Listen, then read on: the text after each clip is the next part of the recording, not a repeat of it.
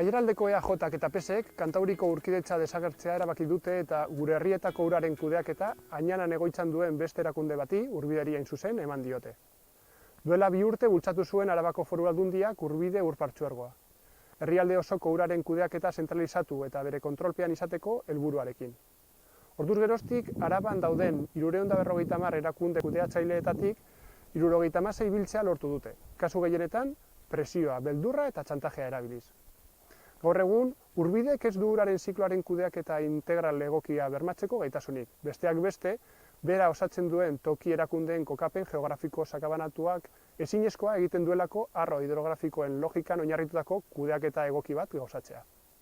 Eta are larriagoa dena, sortu eta 2 urtera, diputazioak €1.000.000 baino gehiago bideratu ditu Urbidera, eta hala ere, ez da gai erakundea osatzen duten herri eta kontsejuei inolako zerbitzurik emateko. Beraz, ez du bermatzen epe laburreko zerbitzuak ematea, ezta etorkizun hurbilean haren bideragarritasuna bera ere.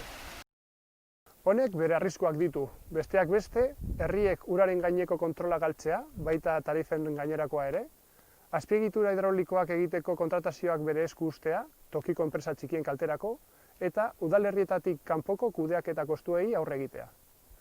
Uraren kudeaketaren zentralizazioaren aurrean egon badaude beste aukerak.